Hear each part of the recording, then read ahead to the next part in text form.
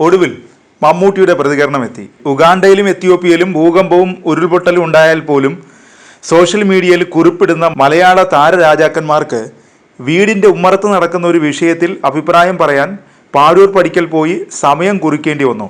എന്തൊരു നാണക്കേടാണ്. നിങ്ങളുടെ അഭിപ്രായം ഞങ്ങൾക്കിനി അറിയണമെന്ന് തന്നെയില്ല.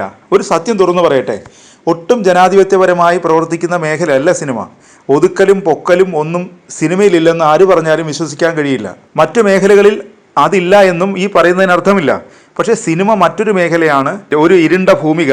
അവിടെ സ്വപ്നങ്ങൾ കരിഞ്ഞു വീണ ഒരുപാട് മനുഷ്യരുടെ നിശ്വാസങ്ങളുണ്ട്, അടക്കിപ്പിടിച്ച തേങ്ങലുകളുണ്ട്, നിലവിളികളുണ്ട്. അതൊന്നും ഇല്ലെന്ന് പറയുന്നത് ആത്മവഞ്ചനയാണ്, കാപട്യമാണ്. സിനിമയിൽ അല്പമെങ്കിലും കാറ്റും വെളിച്ചവും കടക്കാൻ തുടങ്ങിയത് ഇപ്പോഴാണെന്ന് തോന്നുന്നു. സോഷ്യൽ മീഡിയയിലൂടെയാണ് മമ്മൂട്ടിയുടെ പ്രതികരണം. ആ പ്രതികരണത്തിലേക്ക് മലയാള സിനിമാ രംഗം ഇപ്പോൾ അഭിമുഖീകരിക്കുന്ന സംഭവ വികാസങ്ങളാണ് ഈ കുറിപ്പിനാധാരം. അതേക്കുറിച്ച് അഭിനേതാക്കളുടെ സംഘടനയും നേതൃത്വവും ആദ്യം പ്രതികരിക്കുക എന്നതാണ് സംഘടനാ രീതി. അങ്ങനെയുള്ള ഔദ്യോഗിക പ്രതികരണങ്ങൾക്ക് ശേഷമാണ് അംഗമെന്ന നിലയിൽ അഭിപ്രായം പറയേണ്ടതെന്ന് വിശ്വസിച്ചതുകൊണ്ടാണ് ഇത്രയും കാത്തത്. സമൂഹത്തിന്റെ പരിച്ഛേദം തന്നെയാണ് സിനിമ. സമൂഹത്തിലെ എല്ലാ നന്മതിന്മകളും സിനിമയിലുമുണ്ട്. സിനിമാ മേഖല സമൂഹം സൂക്ഷ്മമായി ശ്രദ്ധിക്കുന്ന ഒന്നാണ്. അതുകൊണ്ട് തന്നെ അവിടെ സംഭവിക്കുന്ന ചെറുതും വലുതുമായ എല്ലാ കാര്യങ്ങളും വലിയ ചർച്ചയ്ക്കിടയാക്കും. ഈ രംഗത്ത് അനഭിലഷണീയമായതൊന്നും സംഭവിക്കാതിരിക്കാൻ സിനിമാ പ്രവർത്തകർ ശ്രദ്ധിക്കേണ്ടതും ജാഗരൂകരാകേണ്ടതുമാണ്. ഒരിക്കലും സംഭവിക്കാൻ പാടില്ലാത്ത ചിലത് സംഭവിച്ചതിനെ തുടർന്ന് സിനിമാ മേഖലയെക്കുറിച്ച് പഠിച്ച് റിപ്പോർട്ട് തയ്യാറാക്കി പരിഹാരങ്ങൾ നിർദ്ദേശിക്കാനും നടപടികൾ ശുപാർശ ചെയ്യാനും സർക്കാർ രൂപീകരിച്ചതാണ് ജസ്റ്റിസ് ഹേമ കമ്മിറ്റി. ആ റിപ്പോർട്ടിൽ പറഞ്ഞിരിക്കുന്ന നിർദ്ദേശങ്ങളെയും പരിഹാരങ്ങളെയും സർവാത്മന സ്വാഗതം ചെയ്യുകയും പിന്തുണയ്ക്കുകയും ചെയ്യുന്നു.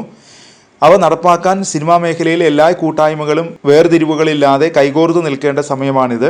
ഇപ്പോൾ ഉയർന്നു വന്ന പരാതികളിന്മേൽ പോലീസ് അന്വേഷണം ശക്തമായി മുന്നോട്ട് പോകുന്നു. ജസ്റ്റിസ് ഹേമ കമ്മിറ്റി റിപ്പോർട്ടിൻ്റെ പൂർണ്ണരൂപം കോടതിയുടെ മുന്നിലുണ്ട്. പോലീസ് സത്യസന്ധമായി അന്വേഷിക്കട്ടെ, ശിക്ഷാവിധികൾ കോടതി തീരുമാനിക്കട്ടെ. സിനിമയിൽ ഒരു ശക്തി കേന്ദ്രവുമില്ല, അങ്ങനെയൊന്നിന് നിലനിൽക്കാൻ പറ്റുന്ന രംഗവുമല്ല സിനിമ. ഹേമ കമ്മിറ്റി റിപ്പോർട്ടിലെ പ്രായോഗികമായ ശുപാർശകൾ നടപ്പാക്കണമെന്നും അതിന് നിയമ തടസ്സങ്ങളുണ്ടെങ്കിൽ ആവശ്യമായ നിയമനിർമ്മാണം നടത്തണമെന്നും അഭ്യർത്ഥിക്കുന്നു. ആത്യന്തികമായി സിനിമ നിലനിൽക്കണം.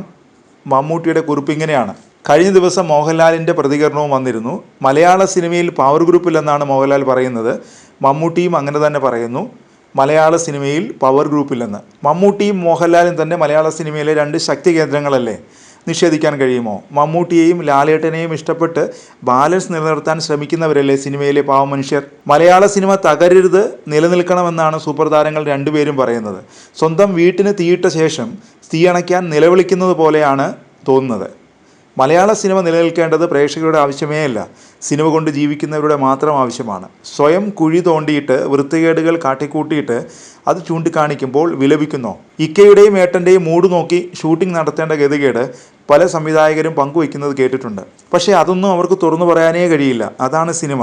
ജനാധിപത്യത്തിൻ്റെ, സഹജീവി സ്നേഹത്തിൻ്റെ പോലും കഥകളല്ല പലപ്പോഴും അവിടെ നിന്ന് കേൾക്കുന്നത്.